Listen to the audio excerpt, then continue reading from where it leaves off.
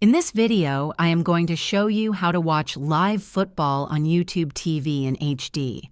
If you're looking to enjoy the best possible picture quality while streaming games, this guide will help you optimize your experience. Let's get started. YouTube TV streams live football in HD by default, provided you have a stable internet connection and compatible device. Start by subscribing to YouTube TV at tv.youtube.com if you haven't already. Download the YouTube TV app on your device or access it via the website and log into your account. Ensure your internet speed is at least 13 megabits per second for optimal HD streaming.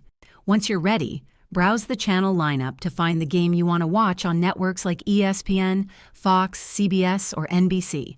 To enhance your experience, connect your device to an HD or 4K TV using HDMI and enable full screen mode. You can also adjust the video quality settings within the app or website to ensure HD playback. If this video helped you learn how to watch live football on YouTube TV in HD, please like and subscribe to the channel. Thanks for watching.